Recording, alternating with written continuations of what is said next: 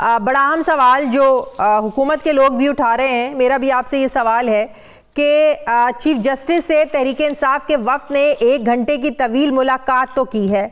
बाहर रहनुमाओं ने आकर प्रेस कॉन्फ्रेंस की कि हम 26वीं आईनी तरमीम को मानते नहीं, हम तस्लीम नहीं करते, लेकिन लगता है कि तहरीक इंसाफ ये भूल जाती है। क्यों भूल जाते हैं कि जिस 26वीं आईनी तरमीम को तस्लीम ना करने की आप लोग बात करते हैं, उसी 26वीं आईनी तरमीम के नतीजे में बनने वाले चीफ जस्टिस से आप लोग मुलाकात करते हैं, उनको मानते हैं, लेकिन 26वीं आईनी तरमीम को तस्लीम नहीं करते। तो इस कंफ्यूजन को जरा आप दूर कीजिए और समझाइए हमें कि इसकी क्या वजह है। पहले भी ये क्लियर कर लीजिए कि जो आज की मुलाकात चीफ जस्टिस साहब की हुई है, ये ऑपोजिशन की ख्वाहिश पे नहीं, चीफ जस्टिस साहब की ख्वाहिश पे हुई है। उन्होंने मेरे ख्याल में कल या परसों प्राइम मिनिस्टर शहबाज शरीफ से मुलाकात की थी, जिसके बाद अल्टीमेटली उनको ऑब्वियसली उन मुलाकात के बाद ही हैज टू रिजॉर्ट की जो अपोजिशन की बात भी सुनना चाह रहे थे, तो ये उनके कहने पे मुलाकात हुई, अपोजिशन की ख्वाहिश पे मुलाकात नहीं हुई। नंबर 1। नंबर 2, अगर आप मिसाल के तौर पे अगर आपका ये सवाल पूछ लिया जाए कि 26वीं आईनी तरमीम को हम तो नहीं मानते, तो चीफ जस्टिस को कैसे मानते? अगर पाकिस्तान या किसी भी रियासत में एक कानून पास हो जाए कि जनाब इस जुर्म की सजा फांसी है, तो अगर आप उस कानून को ना भी माने, आपको स्टिल जाके कंटेस्ट तो करना पड़ जाएगा। हम ये कैसे कह सकते हैं कि जस्ट बिकॉज कि मैं इस कानून को नहीं मानता, लेकिन उस कानून के नतीजे में जो सजा है मैं उसको कंटेस्ट नहीं करूंगा? इस तरीके से तो बेहरावी हो जाएगी। सो आप प्रिंसिपल स्टैंड आपका ये कि हम 26वीं आईनी तरमीम को नहीं मानते, लेकिन अब जो चीज सिस्टम में आ चुकी है उसको उस फॉरम पे जाके कंटेस्ट करना, it's part of the game, वो हमें करना पड़ेगा, और यही कुछ हमने किया।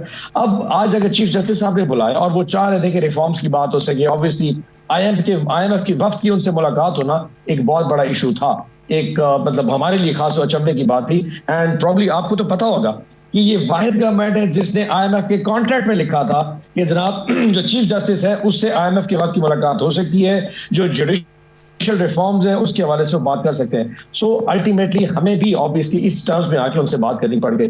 इसका ये मतलब किसी तौर पे नहीं है कि हम इस आईनी तरमीम को मानते हैं, लेकिन क्योंकि चीफ जस्टिस आप इस वक्त वजूद में आ चुके हैं, हमें सिस्टम में उसको कबूल करना पड़ेगा। और कल को अगर यही चीफ जस्टिस साहब हमारी रिजर्व सीटों की बात सुनेंगे, अगर यही चीफ जस्टिस साहब खान साहब के जाके फुल बेंच की बात सुनेंगे, तो क्या हम वहां पे पेश नहीं होंगे? क्या हमारे वकला पेश नहीं होंगे? अल्टीमेटली इसी सिस्टम को जाके कंटेस्ट करना है, और इसे हमने किया। शायद यही मसला है कि तहरीक इंसाफ को यू टर्न लेने का मास्टर कहा जाता है। कामरान सुन ले मेरा सवाल सुन ले। कामरान मुर्तज़ा साहब ने अपनी टीम को कहा है कि वो सारे उन क्लिप्स को इकट्ठा किया जाए जब 26वीं आईनी तरमीम की मंजूरी के वक्त उसको सपोर्ट करने के हवाले से जो आप लोग बैरिस्टर गौहर साहब की बातें और मौलाना साहब को सपोर्ट करना, मौलाना साहब की तारीफ़ें करना, और वोट आपने नहीं दिया, वो भी मौलाना साहब कहते हैं कि मौलाना साहब ने ही कहा था कि आप वोट ना भले दें लेकिन इसके अगेंस्ट भी उस तरीके से ना जाएं, तो आप लोग माने उस वक्त, तो वो सारे क्लिप्स इकट्ठे कर रहे हैं। तो इस बात का क्या जवाब है कि उस वक्त तो आपने इसको सपोर्ट किया था, मौलाना साहब को सपोर्ट किया था 26वीं आईनी तरमीम पर। मैंने आपको पहले कहा कि आज चीफ जस्टिस से मुलाकात ऐसी ही है जैसे कि कोई कानून पास हो जाए तो उसमें वकील ने पेश होना ही होना है, चाहे आप कानून को माने या ना माने, इसका उससे कोई ताल्लुक नहीं। नंबर 1, 26वीं आईनी तरमीम बड़ा प्रिंसिपल स्टैंड था। हमने कहा जिसमें मिलिट्री ट्रायल्स जो है ना वो गैर आईनी है।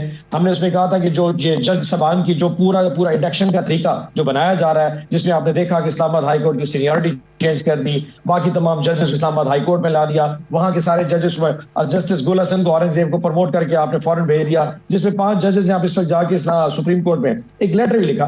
तो इन सारी चीजों पे हमारे खदशात थे। और नवाज साहब, तहरीक इंसाफ मीनार पाकिस्तान पर जलसा करना चाहती है, उसकी भी इजाज़त नहीं मिल रही है, और मुस्लिम लीग नून ये कह रही है कि क्योंकि हम लोग हुकूमत तरक्की कर रही है, हुकूमत आगे बढ़ रही है, तहरीक इंसाफ से हजम नहीं हो रही है हमारी तरक्की, हमारी कामयाबियां, इसीलिए आप लोग सड़कों पर आना चाहते हैं।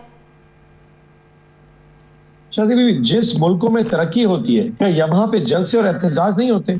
कि जिस मुल्कों में जहां पे लोग अपने राय के लिए, अपने एहतजाज के सड़कों पे निकलना चाहें, जहां जो तरक्की पसंद ममालिक है, चाहे अमेरिका को ले लें, चाहे यूके में ले लें, क्या वहां पे प्रोटेस्ट नहीं होते? क्या 10 डाउनिंग स्ट्रीट पे या व्हाइट हाउस के बाहर लोग इकट्ठे नहीं होते?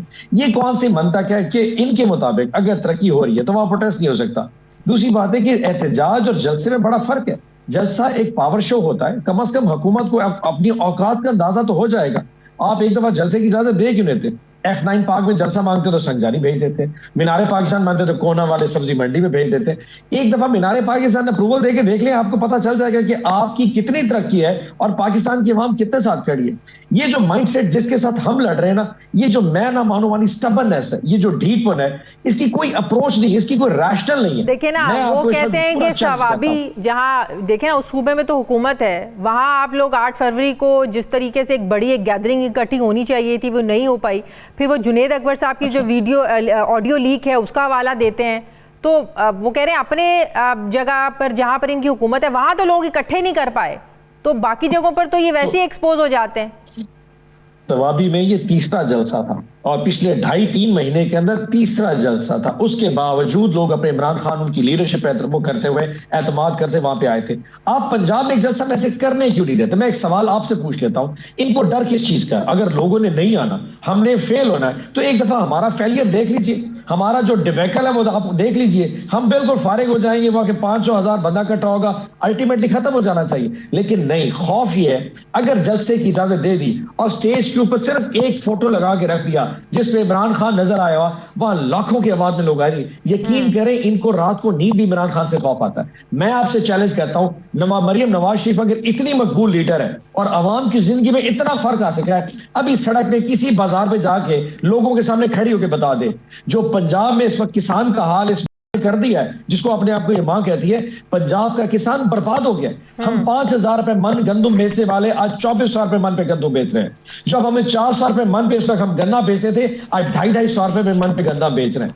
ऐसे हालात में समझती कि बहुत ज्यादा मकबूल लीडर है, एक छोटा सा जलसा किसी में, पंजाब छोड़े आप मीनारे पाकिस्तान, आप मुल्तान में इजाजत दे दे, आप भावलपुर में दे दे, आप डेरा गाजी खां में छोटा सा एक अप्रूवल देके देखें, पूरा पंजाब उस शहर में इकट्ठा होगा, सिर्फ इसलिए वो तायद करने के लिए आएगा, अपनी बेसिक सॉलिडारिटी दिखाने आएगा अपने लीडर इमरान खान के साथ।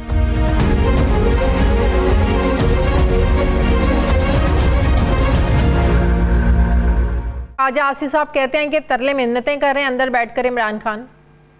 एक बात बताऊं, अगर हमने तरले मिन्नतें करने होते ना तो इमरान खान को अडियाला में मिलने से, बाहर निकलने से कोई रोक नहीं सकता। जिन्होंने खान साहब को बाहर निकालने, जिनसे बात करनी, वो अभी शायद अडियाला जाके मिल सकते हैं। ये खान साहब का अपना माइंडसेट है कि मैं इनके साथ सेटल करके बनीगाला नहीं जाऊंगा, वरना इट टेक्स जस्ट 2 मिनट्स के 2 साल के लिए खामोशी होना ना, बनीगाला जाके बैठ जाए। पहले भी तो लोग लंदन जाते रहे, खान साहब भी लंदन चले, क्या फर्क पड़ता है? अल्टीमेटली एक लेगेसी बन रही है। पाकिस्तान आज वाहिद वो मुल्क है, मतलब कि 2 साल के लिए खामोश होकर बैठना नहीं चाहते आप लोग। हम कौन बन चुके हैं? देखिए बात सुने, खान निकल आएगा, काम खत्म हो जाएगा, लेकिन जो हर एक दिन गुजर, जो खान जेल में टाइम गुजार रहा है, हम कौम बनते जा रहे हैं। आज आप रेडी वाले से जाके पूछे ना, तुम्हारी जिंदगी में मसला किस चीज का है, वो बताएगा किस वजह से है, किन की वजह से है। ये वो कौम है जो खान चाहता तो आज हम बन चुके हैं। आज तक किसी को ये नहीं पता था, हम तो डर और खौफ से बात नहीं कर सकते थे। आज एक रेडी वाला, एक गधा रेडी वाला, एक वैगन चलाने वाले को पता है उसकी जिंदगी मसला किस चीज की वजह से है। सो 2 साल कॉम्प्रोमाइज अगर करके ये कौम बन जाए तो बहुत छोटी कीमत है। लेकिन दुख ये है कि आपने उसको काल कोठरी बना कर दिया। आपने बुशरा बीबी को कहते तनाई में डाल दिया है ताकि उसको ब्लैकमेल और कॉम्प्रोमाइज कराया जा सके, और अल्हम्दुलिल्लाह वो अभी भी स्टैंड ले खड़ा है। उसकी नर्व्स का आपसे मुकाबला नहीं है, उसके मुकद्दर से आपका मुकाबला नहीं है। आन साहब, अब आप लोग जिस ग्रैंड ऑपोजिशन अलायंस की बात कर रहे हैं, ये बात तो हकीकत है कि जब तक मौलाना फजलुर रहमान उसका हिस्सा नहीं बनेंगे, ज़ाहिर एक तगड़ा अलायंस तो बन नहीं सकता। मौलाना साहब से मामलात कहाँ तक पहुँचे? क्या मौलाना साहब ने कोई मुतालिबात रखे हैं आप लोगों के सामने? हमारे मौलाना का जो बैकग्राउंड है, जो हिस्टोरिकल बैकग्राउंड है, वो इतना ज्यादा फेवरेबल नहीं रहा। हम बहुत बड़े, मतलब complete different north and south pole पे खड़े रह गए। आज इस जगह पे आके कम से कम एक कमरे में हम 2 पार्टीज का एक जगह पे बैठना, लीडरशिप का बैठना, ये बहुत खुशआइंद है। चीजें आहिस्ता आहिस्ता इवॉल्व करती हैं। हमारा बहुत ज्यादा ये कि पॉइजनस किस्म का रिलेशनशिप है।